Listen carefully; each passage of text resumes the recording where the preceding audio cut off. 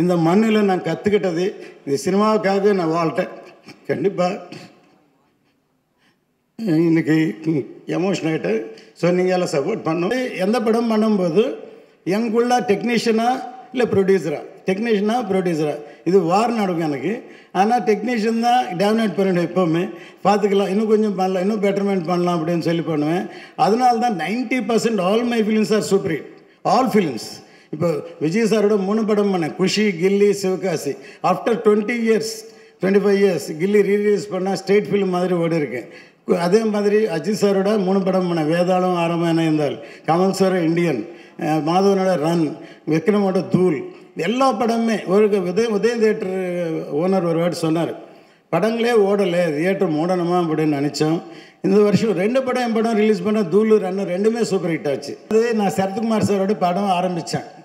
அவர் அரசியலுக்கு போகிறேன்னு அனௌன்ஸ் பண்ணிட்டார்.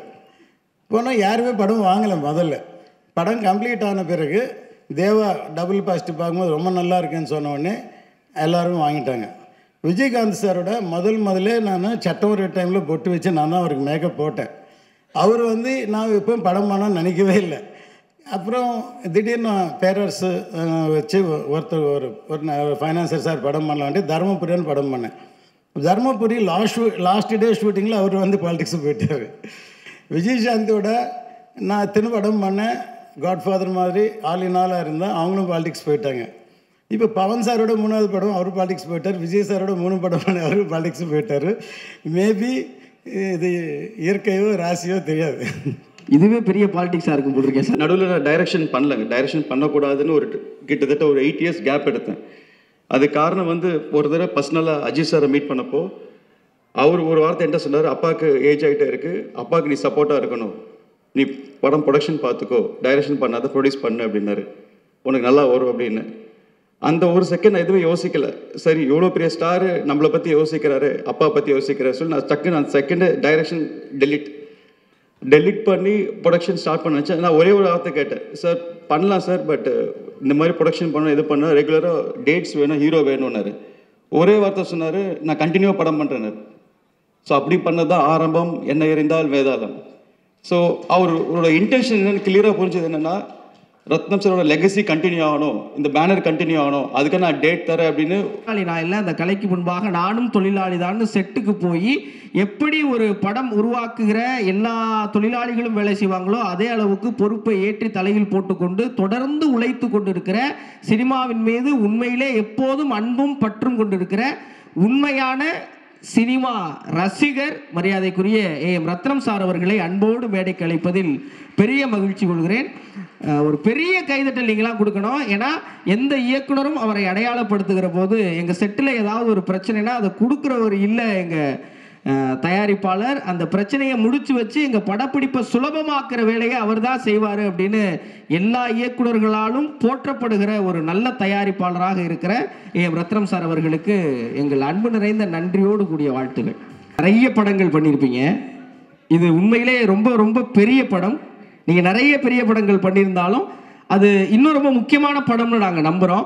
ஏன்னா நீங்கள் அஜித் சார் கூட 3 படங்கள் பண்ணியிருக்கீங்க, விஜய் சார் கூட 3 படங்கள் பண்ணியிருக்கீங்க, பவர் ஸ்டார் கூட இது உங்களுக்கு 3வது படம். இந்த ஹேட்ரிக் வெற்றிக்கான சீக்ரெட் என்ன அப்படிங்கிறத நான் அப்புறம் கேட்டுக்கிறேன். இந்த படம் பற்றின அனுபவம் பற்றி நீங்கள் எங்களுக்கு சொல்லணும் சார். அனைவருக்கும் வணக்கம். முதல்ல பத்திரிகை நண்பர்களுக்கும் எல்லாருக்கும் வணக்கம். எப்போவுமே இவ்வளோ பெரிய பிரம்மாண்டமான படமாக 5 வருஷமாக கஷ்டப்பட்டு எடுத்துக்கிட்டு இருக்கோம். இது கொண்டு போய் சேர்க்குறது முதல்ல உங்கள் கையில் இருக்கும். ஸோ இந்த படத்தை இவ்வளோ நல்லா ப்ரமோட் பண்ணி எங்களுக்கு துணையாக இருப்பீங்கன்னு நான் முதல்ல வேண்டுகிறேன். ஸோ நான் சென்னை 54 வருஷம் ஆச்சு. 54 years. 54 yearsல நான் நிறைய கற்றுக்கிட்டேன். பெரிய பெரிய ஜாம்பவான்கிட்ட ஒர்க் பண்ணியிருக்கேன். இந்தியாவில் ட்ரிக் ஃபோட்டோகிராஃபி பாபுபாய் மிஸ்திரி, ரவிகாந்த் நகாய்ச்சா, இந்த மாதிரி அவங்களாம் இன்ஃபில்ம் ட்ரிக் ஃபோட்டோகிராஃபி அவங்கெல்லாம் ஒர்க் பண்ணியிருக்கேன். விட்லாச்சாரிய கம்பெனியில் பர்மனெண்ட்டாக ஒர்க் பண்ணியிருக்கேன். K Viswanath sir, Babu sir எல்லாம் பெரிய டைரக்டர்ஸோடு ஒர்க் பண்ணியிருக்கேன். அதோட இசையமைப்பாளர் AR ரஹ்மான் சார் இப்போது ரொம்ப வருஷமாக தெரியும், கெர்வானி சார். ஆனால் அவரோட ஒர்க் பண்ணுற வாய்ப்பு இப்போ தான் கிடச்சிருக்கு. இவர் பாகுபலி ஆஸ்கார் வின்னர், கிரவாணி சாருக்கு ரொம்ப நன்றி. இந்த படத்தை இப்போ பார்த்தீங்க எவ்வளோ சிறப்பாக இந்த மியூசிக் கொடுத்துருக்காருங்கிறது. இந்த படம் ஒரு பேன் இண்டியா ஃபிலிம். இது வரைக்கும் நான் தமிழ் படங்களை தெலுங்கில் டப் பண்ணியிருக்கேன் நிறைய படம். முதல்ல வைஜெயந்தி ஐபிஎஸ், அப்புறம் சத்ரு, நிறைய ஜாம்பவன்கிட்ட ஒர்க் பண்ணியிருக்கேன். அந்த அனுபவத்தை ஆனால் நான் படிப்படியாக முன்னுக்கு வந்து அப்புறம் ப்ரொடியூஸ் பண்ணி டைரக்ட் பண்ணியிருக்கேன். நிறைய தெலுங்கில் பாடல்கள் எழுதியிருக்கேன், நிறையா கற்றுக்கிட்டேன். இந்த சினிமா சாதாரணம் இல்லை, இது நமக்கு வாழ்க்கையை கற்றுக் கொடுக்கும். சினிமா ஒரு என்டர்டெயின்மெண்ட் மட்டும் இல்லாமல் இந்த சினிமாவில் நான் சமீபத்தில் 2-3 விஷயங்கள் சந்தித்தேன். ஒரு வாட்டி நான் பாம்பேயில் வந்து ஃப்ளைட்டில் ஜேர்னி பண்ணுறேன். ஒரு தமிழ் அவர் ஃபோனில் பேசிகிட்டு இருந்தார். பேசிட்டு இருக்கும்போது ஏதோ வீசா வேணும், சிங்கப்பூர் போனால் மலேசியாவில் கிடைக்குமானா பக்கத்தில் போய்ட்டு இமீடியட்டாக 2 நாள் 3 நாள் கிடைக்குன்னு இப்படி பார்த்தாரு. சார் உங்களை எங்கேயோ பார்த்த மாதிரி இருக்குன்னு கேட்டார். நான் நீங்கள் என்ன வேறு என்ன சினிமா ப்ரொடியூசர் என்ன படம் பண்ணியிருக்கீங்க சார்? அதுதான் நான் இந்தியன் படம் பண்ணேன் சார். நான் தியேட்டரில் 25 வாட்டி பார்த்தேன் சார். என் வாழ்க்கை 1500 ரூபா சம்பளத்தோடு ஆரம்பித்தேன், இன்றைக்கி 5 லட்சம் சம்பாதிக்கிறேன். அந்த படத்தால் நான் ஒரு நிமிஷம் இது வரைக்கும் லஞ்சம் வாங்கலை சார் அப்படின்னு சொல்லி அந்த படத்தை எவ்வளோ இன்ஸ்பிரேஷன் கொடுக்குதான்ட்டு.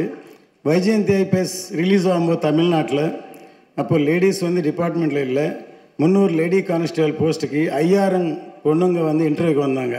ஸோ அவ்வளோ இன்ஸ்பிரேஷன் வந்து படத்தை கொடுத்துருக்கு. சமீபத்தில் பெங்களூரில் ஒரு ப்ரொடியூசர் சந்தித்தேன். இப்போது விஜய் சாரோட படம் பண்ணுறாரு கேவிஎன். அவர் கேவிஎன்னு எனக்கு தெரியாது, நான் யாரானு அவருக்கு தெரியும். ஆனால் அவர் வந்து என்னோடய பாடல்கள் எல்லாமே அவர் ரசிகர். அவர் மொபைலில் எல்லாமே நான் சாங்ஸ் எழுதியிருக்கேன்னு அவருக்கு தெரியாது. ஆச்சரியம் என்னென்னா பாய்ஸில் ஏதோ ஒரு படத்தில் தெலுங்கில் ஸ்வேச்சை ஃப்ரீடம் இல்லைன்னா வாழ்க்கை இல்லைன்னு சொல்லி ஒரு லிரிக் வந்து கேசட் வாங்கி நிறைய வாட்டி பார்த்துட்டு அவங்க மாமனார் வீட்டில் படிச்சுட்டு இருந்தார். அவர் அந்த வீடு காலி பண்ணி ஃப்ரீடம் வேணும்னு வெளியில் வந்து எனக்கு பெரிய ஆளாக இருக்கார் அவர். சம்டைம் நம்ம தொழில் பண்ணிகிட்டே போவோம். சில பேருக்கு வந்து அப்படி ஒரு கிரேட்டாகும் உணர்வுக்கு இருக்கும். சினிமா வந்து சாதாரண விஷயம் இல்லை. இந்த படம் 17th செஞ்சுரியில் நடக்கிற படம். இந்தியன் அந்த சுச்சுவேஷனில் இந்தியாவில் என்னென்ன நடந்ததுன்னு சொல்லி ஒரு ஃபிக்ஷனாக இன்டைரக்டாக சொல்லியிருக்கோம். Commercial film. இதில் வந்து ரொம்ப கஷ்டப்பட்டு 5 வருஷம் ட்ராவல் பண்ணி பவன் சாரோட பண்ணியிருக்கோம். நாங்களே சொல்ல அற்புதம் வந்திருக்கோம், எல்லாருமே சொல்லுவாங்க. நாளைக்கு படம் வரும்போது உங்களுக்கே தெரியும் இவ்வளோ தாமதம் ஏன் ஆச்சு, அவ்வளோ செட்ஸு பண்ணியிருக்கோம், அவ்வளோ படம் பண்ணியிருக்கோம். இந்த படம் மூலியமாக ஏதோ சொல்லணும்னு ஆதங்கத்தில் தான் இந்த படம் பண்ணியிருக்கோம். கமர்ஷியலாகவும் பண்ணியிருக்கோம், சேம் டைம் நல்லா மெசேஜாக இருக்குது. இதில் வந்து சத்யராஜ் சார் ரிக்வெஸ்ட் பண்ணி ஒரு கேரக்டர் பண்ணியிருக்காரு. ஆக்சுவலி டிஃப்ரெண்ட்டான கேரக்டர், ஆனால் ரொம்ப கம்மியான கேரக்டர். ஆனால் படம் வரும்போது முக்கியமான கேரக்டர் அதுக்காக தான் ஹீரோ ட்ராவல் பண்ணுறாருங்கிறது அப்புறமா தெரியும்.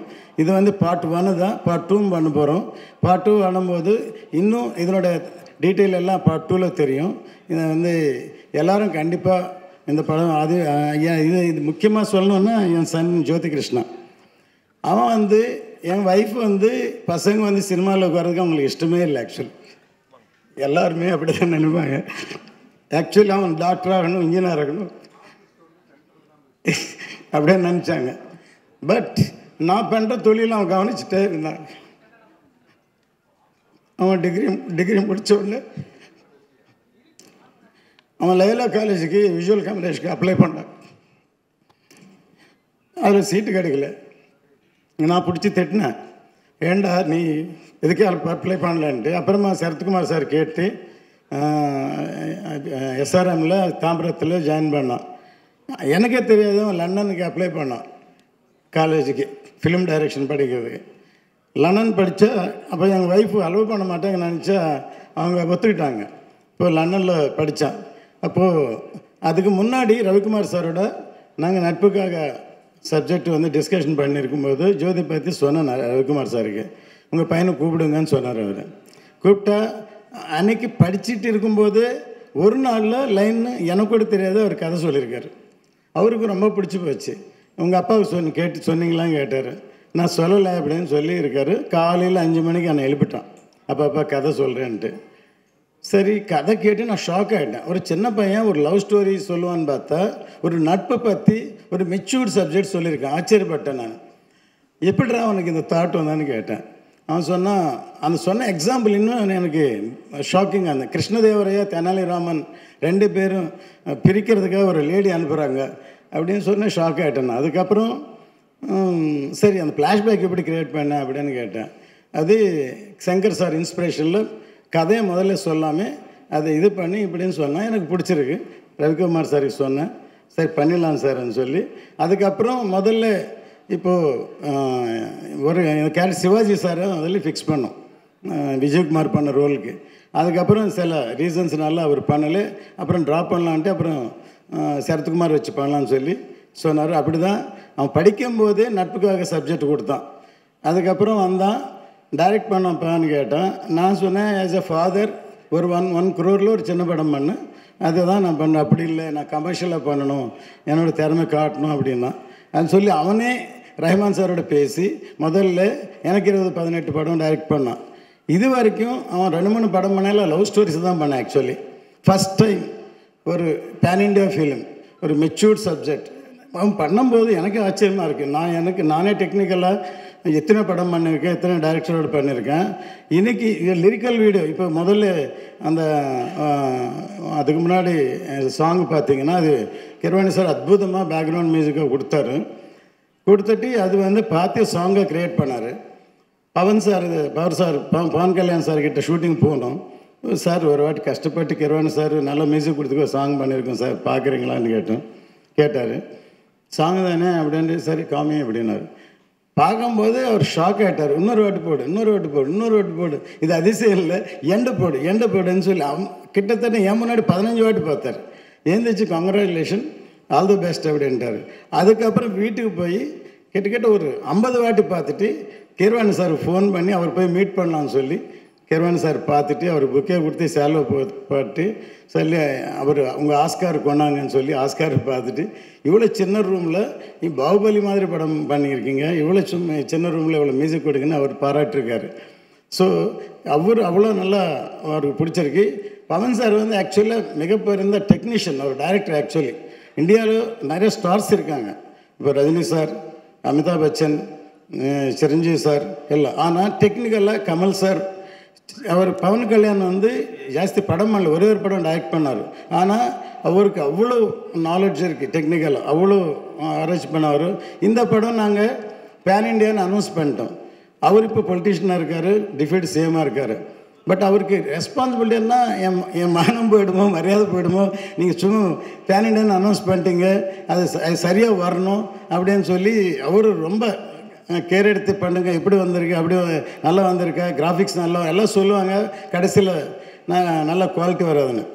இன்றைக்கி இந்தியாவில் நாங்கள் இந்தியன் டைமில் சங்கர் சாரோட பண்ணும்போது ஹாங்காங்கில் கிராஃபிக்ஸ் பண்ணோம் ஃபஸ்ட்டு. அது அப்போ பண்ணும்போது அதுக்கப்புறம் சில பேர் காதலர் தினம் சில படங்களில் நாங்களே எங்கள் 2வது பையன் ரவி, அவனும் மாயா படிச்சிருக்கான், எங்களை ஃபேமிலியை டோட்டலாக டெக்னிக்கலாக அவங்கள வச்சு அவங்க நிறைய பேர் நாங்கள் சின்ன ஒர்க்கு கொடுத்து சங்கர் சாருக்கு பாய்ஸ் டைமில் நான் இன்ட்ரடியூஸ் பண்ணேன். இப்போ அவங்க தான் இன்றைக்கி பாகுபலி, RRR, அப்போது ரோபோ எல்லா படங்கள் பண்ணுறாங்க. ஸோ இந்த படம் பண்ண முடிஞ்சதுன்னா இல்லை எக்ஸ்பீரியன்ஸோடு வச்சு தான். ஆனால் இப்போது இன்னும் டைம் இருந்தால் நல்லாயிருக்கும். இப்போ முடிஞ்சு போகணும் ப்ரீ ரிலீஸுக்கு, ப்ரமோஷனுக்கு அப்படின்னு நினச்சி வருத்தப்பட்டிருக்கேன் ஆக்சுவலி. ஆனால் இந்த ஷார்ட் டைமில், அதாவது ஃபினிஷ் ஆன பிறகு இந்த ஷார்ட் டைமில் எந்த லெவலுக்கு கொண்டு போகணுன்ட்டு தூங்காமல் ராவும் பகலாக ஒர்க் பண்ணுறான் ஜோதி. கண்டிப்பாக அவனுக்கு பெரிய பேர் வரும் இந்த படத்தோட. இதில் ஒர்க் பண்ணுற சத்யராஜ் சார் கொஞ்சம் நாள் தான் ஒர்க் பண்ணார், அவங்க எல்லாம் ஷேர் பண்ணுவாங்க. நாசர் சார் இந்த சாங்கு பக்கத்தில் ரூம் ரெக்கார்ட் பண்ணோம், நெக்ஸ்ட் ஷார்ட் என்னன்னு ஷாக் ஆகிட்டார் நாசர் சார். இப்படி கூட பண்ணலாமா அப்படின்னு கேட்டார். அன்றைக்கி நான் செட்டில் இருந்தேன். அந்த மாதிரி அட்வான்ஸ் டெக்னாலஜி எனக்கு வளர்ந்துடுச்சு. இன்றைக்கி ஒரு லாங்குவேஜில் பேசினாலும் எல்லா லாங்குவேஜுக்கும் ஏஐயில் பண்ணலாம், ஒரு லாங்குவேஜில் பாடினாலும் எல்லா லாங்குவேஜும் கொண்டு போகலாம். இன்னும் ஃபியூச்சர் டெக்னாலஜி வேறு லெவலுக்கு போகுது. அதுக்காக தான் நான் ஒரு ஃபிலிம் ஸ்டூடியோ இல்லைன்னா ஃபிலிம் இன்ஸ்டியூட் வைக்கலான்னு இருக்கேன் திருப்பதி கிட்ட. அதாவது சினிமா வேறு லெவலுக்கு போகுது. அதனால் அதனுடைய ஒரு பக்கம் தான் இந்த படம் பெருசாக இருக்கும். கண்டிப்பாக நீங்கள் எல்லோரும் பார்த்து ரசிப்பீங்க. எல்லோரும் உங்களுடைய சப்போர்ட், முக்கியமாக இவ்வளோ கஷ்டப்பட்டதுக்கு நான் வேண்டுகிறேன். உங்களுடைய எல்லோரும் சப்போர்ட் இது கொண்டு போய் சேர்க்கறது. ஏன்னா தெலுங்கு படமாக இருந்தாலும் இப்போ சாங்ஸ் எல்லாம் கேட்டிங்க, உங்களுக்கு எல்லாம் பிடிச்சிருக்கா? ஒரு ஒரு தமிழ் படம் மாதிரி அந்த ஃபீலிங் கொண்டு வரணும்னு சொல்லி தான் நாங்கள் இங்கே ஒரு ஜஸ்ட்டு முதல்ல வந்து ப்ரெஸ்ஸை தான் மீட் பண்ணோம். நீங்கள் தான் கூட ப்ரெஸ் மீட் வச்சுருக்கோம். வந்த உடனே ஒரு நண்பர் கேட்டார், ஏன் சார் ப்ரெஸ் மீட் தானே ஒரு கல்யாண சார் வரல, இதுக்கே இவ்வளோ செலவு பண்ணேன்னு கேட்டார். சரி, நான் சிரித்தேன். சரி, நமக்கு வந்து ஜென்ரலாக வந்து எந்த படம் பண்ணும்போது எங்குள்ள டெக்னீஷியனாக இல்லை ப்ரொடியூசரா இது வார் நடக்கும் எனக்கு. ஆனால் டெக்னீஷியன் தான் டேமினேட் பண்ணிவிடும். எப்போவுமே பார்த்துக்கலாம், இன்னும் கொஞ்சம் பண்ணலாம், இன்னும் பெட்டர்மெண்ட் பண்ணலாம் அப்படின்னு சொல்லி பண்ணுவேன். அதனால தான் 90% all my films are super hit, all films. இப்போ விஜய் சாரோட 3 படம் பண்ணேன், Kushi, Ghilli, Sivakasi. After 25 years Ghilli release பண்ணால் ஸ்டேட் ஃபிலிம் மாதிரி ஓடி இருக்கேன். அதே மாதிரி அஜித் சாரோட 3 படம் பண்ணேன், வேதாளம், ஆரம்பம் இருந்தால், கமல் சார் இண்டியன், மாதவனோட ரன், விக்ரமோட தூள், எல்லா படமுமே. ஒரு உதயம் தியேட்டர் ஓனர் ஒரு வேர்டு சொன்னார், படங்களே ஓடலை, தியேட்டர் மூடணுமா அப்படின்னு நினச்சோம். இந்த வருஷம் 2 படம் என் படம் ரிலீஸ் பண்ண, தூள், ரன் 2மே சூப்பர் ஹிட் ஆச்சு. ஏன்னா நம்ம முதல்ல டிசைட் பண்ணுறோம், இது மக்களுக்கு எது பிடிக்கும், எந்த பாயிண்டில் பண்ணணும், எது வேணால் ரசிப்பாங்க. டிசைட் பண்ண பிறகு தான் நம்ம இன்வெஸ்ட் பண்ணுறோம். அதனால் இது என்னுடைய அனுபவம், என்னோடய பேஸ்மெண்ட், இந்த மண்ணில் நான் கற்றுக்கிட்டது. இது சினிமாவுக்காக நான் வாழ்ட்டேன். கண்டிப்பாக இன்றைக்கி எமோஷன் ஆகிட்டு. ஸோ நீங்கள் எல்லாம் சப்போர்ட் பண்ணணும். எனக்கு ஒரே ஒரு கேள்வி இருக்குது சார் உங்ககிட்ட. ஒரு தயாரிப்பாளரை கடந்து ஒரு அப்பாவாக நீங்கள் பேசுனதெல்லாம் அவ்வளவு நெகிழ்ச்சியாக இருந்துச்சு. ஜோதி சார் இந்த படத்தை இயக்கணுங்கிறது யாரோட முடிவு சார்? இது விதி. ஆக்சுவலி நாங்கள் நினைக்கவே இல்லை. வேதாளம் படத்தை நான் பவன் சாரோட தெலுங்கில் பண்ணலான்னு நினச்சேன். அப்போது ஒரு டைரக்டர் ஃபிக்ஸ் பண்ணேன் தெலுங்கில். அவர் திடீர்னு வேறு படம் வந்துன்னு கிளம்பிட்டார். அப்போது பவன் சார் கூப்பிட்டா என்ன பதில் சொல்லணும்னு நினச்சேன். போட்டால் சரி உங்கள் பையனை கூப்பிடுங்க, நீங்கள் டைரக்டர் நானும் டைரக்டர் பண்ணிவிடுவோம் அப்படின்னாரு. அப்போது ஜோதி வந்து ஆக்சிஜன் ஒரு படம் பண்ணிகிட்ருக்கேன், நடுவில் இருக்குது. நான் தயங்கிட்டு நேசன் ஜில்லா படம் பண்ணார், அவர் பேர் சொன்னேன்.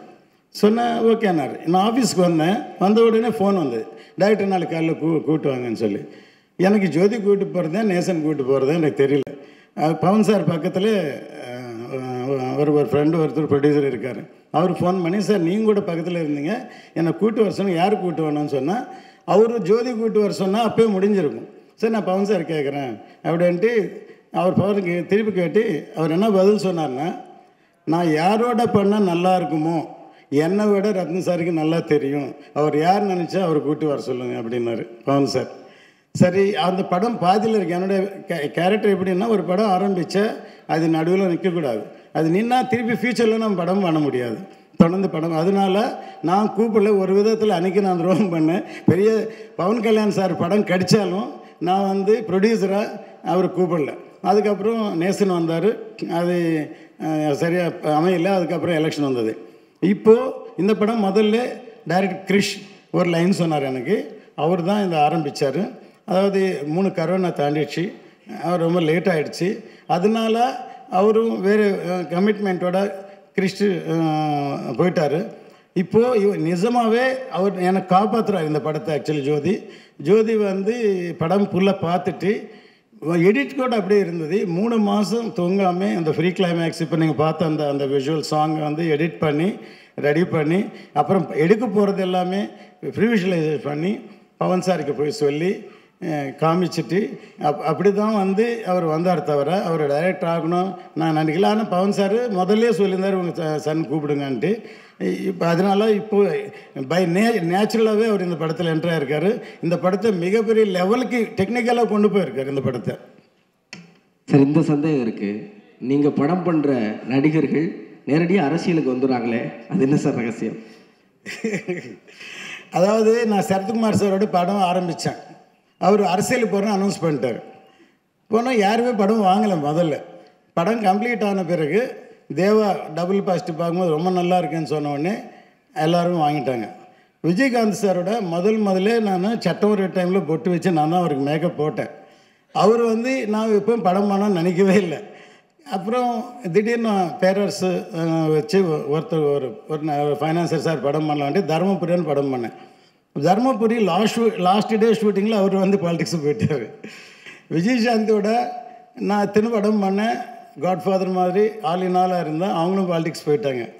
இப்போ பவன் சாரோட 3வது படம் அவர் பாலிடிக்ஸ் போயிட்டார், விஜய் சாரோட 3 படம் அவர் பாலிடிக்ஸ் போயிட்டார். மேபி இது இயற்கையோ ராசியோ தெரியாது. இதுவே பெரிய பாலிடிக்ஸாக இருக்கும் போட்டிருக்கேன் சார். நன்றி. ஹரிஹர வீரமல்லு இந்த திரைப்படம் நம்ம எல்லாருக்கும் தெரியும். ஒரு 5 ஆண்டுகள் அவ்வளவு போராட்டங்களை கடந்து 2 கோவிடை கடந்து, ஏன்னா இந்த படத்தில் நீங்கள் அந்த பாடல்களில் பார்த்துருப்பீங்க, அது எல்லாமே செட். தோட்டாதரணி சார் அவ்வளவு உழைப்பு போட்டு உருவாக்கின செட். நீங்கள் எல்லாம் ஒரு செட்டு போட்டோன்னா அது எவ்வளவு காலம் நிற்கும் நமக்கு தெரியும். 2 கோவிட் போய் வந்து அதுக்கப்புறம் தொழில்நுட்ப கலைஞர்களை கூட்டு வந்து இந்தியாவின் ஆகச்சிறந்த தொழில்நுட்ப கலைஞர்கள் எல்லாரையும் கூட்டி வந்து இந்தியாவின் மிகப்பெரிய நடிகர்கள் எல்லாரையும் வச்சு ஒரு மாநிலத்துடைய துணை முதலமைச்சரை வச்சு ஒரு படத்தை இயக்கி ஒரு சின்ன பையன் எப்படிப்பா அப்படி பண்ணிட்டான் அப்படின்னு எல்லாரும் வியக்கிற அளவுக்கு உழைத்து அதற்கு இந்த ஆள் சரியான மனிதர் தாப்பா அப்படின்னு எல்லோராலும் போற்றப்படுகிற ஹரிஹர வீரமல்லு திரைப்படத்தின் உண்மை நாயகன், இந்த படத்துடைய இயக்குனர் மரியாதைக்குரிய ஜோதி கிருஷ்ணா அவர்களை மேடைக்கு அழைப்பதில் பெருமை கொள்கிறேன். ஒரு நல்ல கைத்தட்டல் கொடுங்க.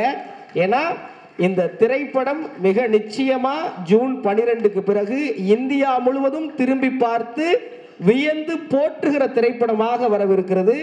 அது இந்த தந்தையின் ஆசீர்வாதம். இங்கே வந்திருக்க ப்ரெஸ் மீடியா எல்லாருக்குமே நன்றி சொல்லும். ஒரு 1 இயர் பேக் ரொம்ப மனசில் நினச்சிட்டு இருந்தேன். ஆக்சுவலாக ஆக்சிஜன் ஒரு தெலுங்கு படம் கோபிச்சந்த் வச்சு டைரக்ட் பண்ணேன் தெலுங்கில் போய். அதுக்கப்புறம் இன்னொரு படம். ஸோ ஒரு 4 இயர்ஸாக நான் ஆந்திராவில் இருந்தேன், தமிழில் இல்லை.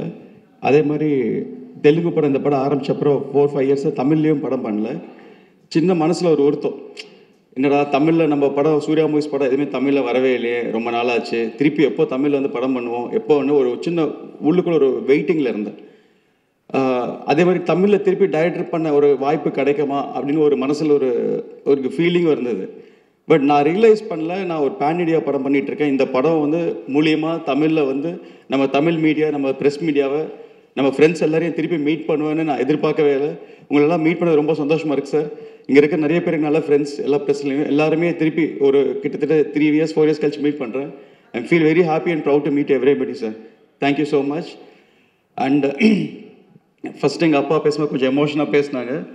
ஆனால் அதில் நிறைய அப்பா அவர் எவ்வளோ எமோஷன் என்னை பற்றி திங்க் பண்ணி கேர் பண்ணுறாரோ, அதே மாதிரி எங்கள் ஃபேமிலியை பற்றியும் என்னை பற்றியோ அவரோட பிளெஸ்ஸிங்ஸான்னு சொல்ல முடியாது. நிறைய இண்டஸ்ட்ரியில் நிறைய பேர் நிறைய ப்ரௌடாக ஃபீல் பண்ணி நிறைய பேசியிருக்காங்க.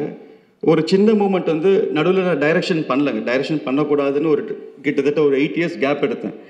அது காரணம் வந்து ஒரு தடவை பர்சனலாக அஜித் சாரை மீட் பண்ணப்போ அவர் ஒரு வார்த்தை என்ன சொன்னார், அப்பாவுக்கு ஏஜ் ஆகிட்டே இருக்குது, அப்பாவுக்கு நீ சப்போர்ட்டாக இருக்கணும், நீ படம் ப்ரொடக்ஷன் பார்த்துக்கோ, டைரக்ஷன் பண்ணாத ப்ரொடியூஸ் பண்ணு அப்படின்னாரு, உனக்கு நல்லா வரும் அப்படின்னு. அந்த ஒரு செகண்ட் நான் எதுவுமே யோசிக்கலை. சரி இவ்வளோ பெரிய ஸ்டாரு நம்மளை பற்றி யோசிக்கிறாரு, அப்பா பற்றி யோசிக்கிறாரு சொல்லி நான் டக்குன்னு அந்த செகண்டு டைரக்ஷன் டெலிட் பண்ணி ப்ரொடக்ஷன் ஸ்டார்ட் பண்ண வச்சேன். நான் ஒரே ஒரு வார்த்தை கேட்டேன், சார் பண்ணலாம் சார், பட் இந்த மாதிரி ப்ரொடக்ஷன் பண்ண இது பண்ண ரெகுலராக டேட்ஸ் வேணும், ஹீரோ வேணும்னாரு. ஒரே வார்த்தை சொன்னார், நான் கண்டினியூவாக படம் பண்ணுறேன்னாரு. ஸோ அப்படி பண்ணது தான் ஆரம்பம், என்ன எறிந்தால் வேதாளம். ஸோ அவரோட இன்டென்ஷன் என்னென்னு கிளியராக புரிஞ்சது என்னென்னா, ரத்னம் சாரோட லெகசி கண்டினியூ ஆகணும், இந்த பேனர் கண்டினியூ ஆகணும், அதுக்கு நான் டேட் தரேன் அப்படின்னு. நடுவில் ஒரு 3 இயர்ஸ் கேப் இருந்தது நாங்கள் படம் பண்ணாமல் சூர்யா மூவிஸ். அவர் தான் வந்து ரீஸ்டார்ட் பண்ணார். இந்த வாய்ப்பு எனக்கு எப்பவுமே சொல்கிறதுக்கு சந்தர்ப்பம் வரல, பட் என் மனசுக்குள்ளேயே இருந்தது. திஸ் த ஃபஸ்ட் டைம் நான் இதை வெளியே ஷேர் பண்ணுறேன்.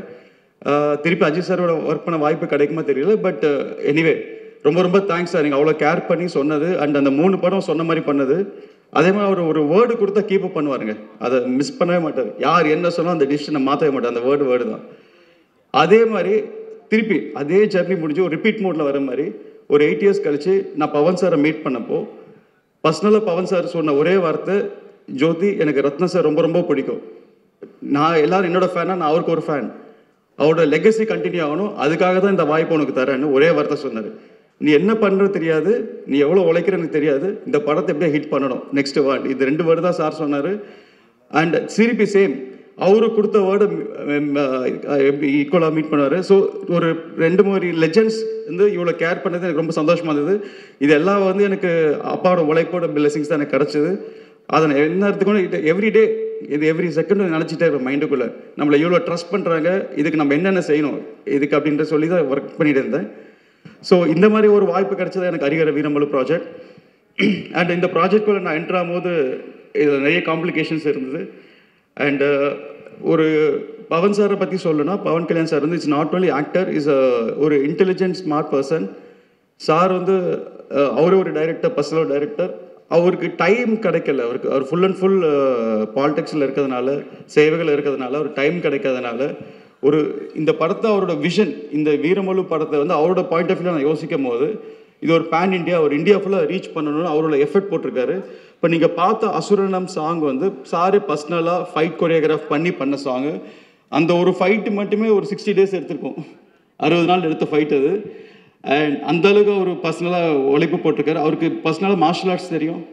அண்ட் ஒரு ப்ரூஸ்லி ஒரு என்டர் த ட்ராகன் எப்படியோ அந்த மாதிரி ஒரு விஷயம் பண்ணியிருக்கார் சார் இதில், பவன் சார். ஸோ இந்த படத்துக்கு இன்னொரு இன்ஸ்பிரேஷன் எனக்கு என்னென்னா, பர்சனலாக இந்த படம் 16th century முகல் பீரியடில் நடந்த ஸ்டோரி. அண்ட் அவுரங்கசீப் பேக்ட்ராப்பில் நடந்த டைமில் நடக்கிற காலகட்டத்தில் நடக்கிற ஸ்டோரி. அண்ட் இந்த காலகட்டத்தில் அவுரங்கசீபாக ப்ளே பண்ணது பாபி டியோல் ரோல். இதில் பாபி டியோல் ப்ளே பண்ணுறாங்க. ஸோ ஒரு நாள் இந்த கதையை எப்படி கொண்டு போகணும், இது என்ன சொல்ல வரும் அப்படின்னு எனக்கே ஒரு நல்ல தாட்ஸ் இருக்கும்போது, ஒரு ட்ராவலிங்கில் ஒரு ட்ராவல் பண்ணும்போது எதர்ச்சியமாக ஒரு வெரி ஓல்டு கப்புள்ஸ், இந்த தீர்த்த யாத்திரை பண்ணுற ஓல்டு கப்புள்ஸை மீட் பண்ணேன். அவங்க அப்போ தான் வந்து எல்லா ஜோதிலிங்கெல்லாம் விசிட் பண்ணிட்டு வந்தாங்க. வந்து அஜந்தா எல்லாரெல்லாம் போயிட்டு வந்தாங்க. அவங்கள மீட் பண்ணும்போது அவங்க மனசில் வந்து நான் என் மைண்டில் இந்த கதை எழுதிட்டுருக்கேன். அவுரங்கசீப் முகல் பீரியட் எழுதிட்டுருக்கேன். கரெக்டாக பார்த்தா எதிர்த்தி அவங்களும் மீட் பண்ணுறேன். ஒரு சம்மந்தமேல ஒரு கான்வர்சேஷன் ஸ்டார்ட் ஆச்சு. அவங்க திடீர்னு பார்த்தா அவுரங்கசீப்பை திட்டுறாங்க. எனக்கு ஒன்றுமே புரியல. நான் ஒர்க் பண்ணுறது அவங்க பேசுகிறது கோயின்சிடன்ஸாக இருந்தது. என்னன்னு கேட்டால், நாங்கள் இப்போ தான் வந்து அஜந்தா எல்லாரும் சுற்றிட்டு வந்தோம். அங்கே இருக்கிற எல்லா ஸ்டாச்சுஸும் எல்லா ஃபேஸுமே வந்து எல்லாம் டெமாலிஷ் பண்ணிட்டாங்க. அது எங்களால் தாங்க முடியல.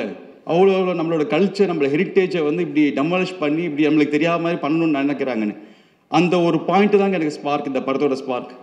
ஸோ இந்த ஹரிஹர வீரமலு படத்தில் பவன் சார் போர்ட்ரேட் பண்ணுற கேரக்டரே வந்து நம்மளோட ஹெரிட்டேஜ், நம்மளோட சம்பிரதாயம், நம்மளோட கல்ச்சர், நம்மளோட கோவில்கள், நம்மளோட ஜென்ரேஷனாக 1000 years வந்த நம்ம ஜென்ரேஷனை வந்து டெஸ்ட்ராய் ஆகக்கூடாது, அதை அடுத்த ஜென்ரேஷன் கொண்டு போய் சேர்க்கணுன்ற ஒரு இதுக்காக ஃபைட் பண்ணுறதா பவன் சாரோட கேரக்டர் ஹரிஹர வீரமல்லு. ஸோ இந்த சப்ஜெக்ட் நான் எழுதுனது தனியாக ஒரு 1 year 2 back எழுதி வச்சு அது ஒர்க் போயிட்டே இருக்குது. கோயின்சிடன்ஸாக honourable deputy chief minister Pawan sir வந்து ஆந்திராவில் அங்கே இருக்கிற திருப்பதி சம்பவத்துக்காக அவரு போய் சனாதன தர்மியக்காக போய் பேச வேண்டிய சூழ்நிலை வந்தது. ஸோ இன் அண்ட் அவுட் இது ஒரு கோயின்சிடென்ஸ் ஆகி இந்த படம் வந்து ஒரு சனாதன தர்மம், ஒரு தர்மத்துக்காக சண்டை மாதிரி ஒரு படம் அமைஞ்சிருக்கு எனக்கு. It's all destiny. அண்ட் இந்த படம் பார்க்கும்போது உங்களுக்கு ஒவ்வொருத்தருக்கும் புரியும் நம்ம கல்ச்சர் எவ்வளோ இம்பார்ட்டன்ட், நம்மளோட பாரம்பரியம் எவ்வளோ இம்பார்ட்டன்ட், அதை வந்து அடுத்த ஜென்ரேஷனுக்கு நம்ம என்ன சொல்ல வரோம் அப்படின்றதுக்கு ரொம்ப இம்பார்ட்டன்ட்.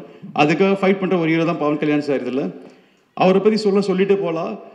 ஒரு இன்சிடென்ட் என்னென்னா, நாங்கள் விஜயவாடாவில் ஷூட் பண்ணிகிட்ருக்கோம்.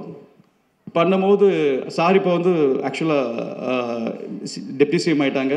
ஸோ அவரோட டைம் கிடைக்கிறது கொஞ்சம் இது, பிகாஸ் அவரோட மார்னிங்லேருந்து ஈவினிங் வரைக்கும் அவரோட அந்த இதில் இருக்கும்போது எங்களுக்காக ஒரு 400 people அங்கே குரு வந்து வெயிட் பண்ணுறோன்னு எங்களுக்காக வந்து ஒர்க் பண்ணிட்டு போவாங்க. ஒரு நாள் எங்கிட்ட வந்து பர்சனலாக ஒரே ஒரு வார்த்தை கேட்டார் சார். ஃபஸ்ட்டு வந்து சாரி என்னார். நான் எனக்கு புரியல, அவ்வளோ பேர் சார் எதுக்கு சாரி சொல்கிறார் அப்படின்னு. இல்லை, எனக்கு இந்த மாதிரி வைசாக்கில் ஒரு இடத்துல வந்து ஒரு 7 பேர் வந்து ஒரு ஃபுட் பாய்சன் ஆகி சாகிற நிலைமையில் இருக்காங்க, நான் கொஞ்சம் அர்ஜென்ட்டாக போகணும், இன்றைக்கி போகலாமா அப்படின்னு வார்த்தை கேட்டார். எனக்கு ஷாக். அவர் சொல்லக்கூட தேவையில்லை, இட்ஸ் இம்பார்ட்டன்ட் இன்சிடென்ட்டு. ஸோ இங்கே வந்து நாங்கள் வெயிட்டிங்கில் இருக்கோம், இங்கே நடிச்சுக்கிட்டு எங்களையும் சாட்டிஸ்ஃபை பண்ணி, அதே மாதிரி அங்கே மக்களுக்கு ஒரு ப்ராப்ளம்னா அவர் அங்கேருந்து உடனே கிளம்பி அங்கே போய் அதையும் பார்த்துட்டு திருப்பி மறுநாள் திருப்பி ஷூட்டிங் வந்து 4 o'clock எழுந்திரிச்சு நைட் 11 o'clock தூங்குற வரைக்கும் ஒரு 24 hours வந்து மக்கள் பீப்புள் இதுதான் சார் மைண்டில் ரன் ஆகிட்டே இருக்குது. அவர் கூட க்ளோஸாக இருந்து பார்க்க போது எனக்கு தெரிஞ்சது அதுதான். அதே மாதிரி அவரை ஒருத்தர் மீட் பண்ணால் அவங்களோட ப்ராப்ளத்தை அவர் ப்ராப்ளமாக எடுத்து அதையே ஃபீல் பண்ணி இது இவங்களுக்கு எப்படி நல்லது செய்யலாம் அப்படின்ற யோசிக்கிற ஒரு நண்பர் பவன் கல்யாண் சார். அண்ட் அவர் கூட ஒர்க் பண்ணது தேங்க்ஸ், மீட் பண்ணதுக்கோ ஒர்க் பண்ணதுக்கோ I am very proud and very happy. And தொடர்ந்து பார்ட் 2 கூட ஒர்க் பண்ணுவோம். அண்ட் படத்தை பற்றி பேசணுன்னா டெக்னிக்கலாக இட்ஸ் ஹை ஸ்டாண்டர்ட் படங்க இந்த படம். எனக்கு பேசிக்கலாக எனக்கு 18 ஃபஸ்ட்டு படம். அப்போ எனக்கு 20 years நான் அந்த படம் டைரக்ட் பண்ணும்போது அந்த படத்துலேயும் கிட்டத்தட்ட ஒரு 1 hour 15 minutes சிஜி இருக்கும், நிறைய 3D எலிமெண்ட்ஸ் இருக்கும், கிராஃபிக்ஸ் இருக்கும். ஸோ இது பீரியடுன்னு தொடரும்போது எப்படி இவ்வளோ ஹை ஸ்டாண்டர்ட் படத்தை நான் எடுக்கணும், எனக்கு இதுக்கு ஈக்குவலாக ஒரு கேமராமேன் வேணும்னு நான் யோசிச்சுட்டே இருந்தேன். எங்கேருந்து கரெக்டாக கோயின்சிடன்ஸாக மனோஜ் பரமசா ஃபேமிலி ஃப்ரெண்ட் அவரை மீட் பண்ணி அவர் மூலிமா எனக்கு நான் எவ்வளோ ஹை டெக்னிக்கலோ அவரும் ஒரு ஹை டெக்னிக்கலான இது. ஸோ 2 பேரும் சேர்ந்து ஒவ்வொரு ஷாட்டுமே ஒரு 5 கேமராஸ் அண்ட் இந்தியாவில் இருக்க எல்லா டெக்னாலஜி யூஸ் பண்ணிட்டோம். இந்தியாவில் பார்த்தாலும் ஃபாரினில் இருக்க எல்லா டெக்னாலஜி யூஸ் பண்ணி இந்த படத்துக்கு கிட்டத்தட்ட ஒரு 1000 அனிமேட்டர்ஸ் ஒர்க் பண்ணுறாங்க. 1000 பேர் ஒர்க் பண்ணிட்டுருக்காங்க டே நைட் இந்த படத்துக்காக. ஸோ வேர்ல்டு வைட் இருக்க எல்லா கிராஃபிக்ஸ் கம்பெனியும் ஹையர் பண்ணியிருக்கோம். ஸோ இது ஆன் ஸ்க்ரீன் பார்க்கும்போது இந்தியன் ஸ்க்ரீனில் எப்போவுமே ரத்னம் சார் படம்னா நம்ம தெரியும், அந்த டைமில் அந்த காலகட்டத்தில் ஒரு பெரிய ஸ்டாண்டர்டான படமாக இருக்கும். இது ஸ்டாண்ட் அவுட் படமாக இருக்கும். எதுக்கு இதுக்கு 3-4 இயர்ஸ் லேட் ஆச்சு அப்படின்றத அதுக்கு பூர்த்தி செய்கிற ஒரு படமாக இருக்கும். And especially last 10 minutes of the படம் வந்து it will break full Indian ஸ்க்ரீனுங்க. It be spectacular. அண்ட் இந்த படத்தில் ஒர்க் பண்ண நிதி மேடம் சொல்லணும். அண்ட் நிதி நான் ஜாயின் பண்ணும்போது கொஞ்சம் வரியாக இருந்தாங்க, எப்படி ஒரு படம் இவ்வளோ ஆச்சு, அவங்க ரோல் என்ன, எப்படி இருக்கும்னு சொல்லி. பட் அவங்களோட க்யூட் மூமெண்ட்ஸ், அவங்களுக்கும் சாருக்கு இருக்கிற கெமிஸ்ட்ரி நல்லா ஒர்க் அவுட் ஆச்சு. ஒரு சின்ன இன்சிடென்ட், நிதிக்கு வந்து நான் ஒரு சீன் சொல்லிட்டு போனேன், இப்படி பண்ணணும் அப்படின்னு டைலாக்லாம் சொன்னேன். அண்ட் பவன் சார் பண்ணும்போது அதை இம்ப்ரூவைஸ் பண்ணி டேக்கில் அவர் இம்ப்ரூவைஸ் பண்ணி டக்குன்னு ஒரிஜினல் லைஃப் எடுத்து கழுத்தில் வச்சுட்டேன். அவங்க ஒரு செகண்ட் பேனிக்காய் நான் எங்கே நல்ல ஷார்ட் போயிட்டுருக்கு, இவங்க எங்கே ஸ்டாப் பண்ணிட்டு பயந்துகிட்டே இருந்தேன். அவங்க அப்படியே மேனேஜ் பண்ணி நடிச்சிட்டாங்க அதை இது பண்ணி. பட் அவங்களோட ரியல் பேனிக்கு ரியல் எமோஷன் ஸ்க்ரீனில் நல்லா ஒர்க் அவுட் ஆச்சு. ஸோ அந்த மூமெண்ட்டை ரீப்ளே பண்ணும்போது எனக்கு சிரிப்பு வந்துகிட்டே இருக்கும். அந்த ஷார்ட் எடிட்டிங்கில் பார்க்கும்போது சிரிப்பு வந்துகிட்டே இருக்கும். ஓ, இந்த இடத்துல ரியல் கற்று ரியலாக பயந்துட்டாங்க இவங்க அப்படின்னு. ஸோ அந்த மாதிரி spontaneous acting. And choreographer Shobi master வந்து எனக்கு அவங்க ஒய்ஃப் லலிதா மாஸ்டர் ரொம்ப ஃப்ரெண்டு. ஸோ ராஜசன் சார் அஸ்கா சாங் பண்ணும்போது அப்போது கடைசியில் ரோல் ஆடிட்டு இருப்பார்.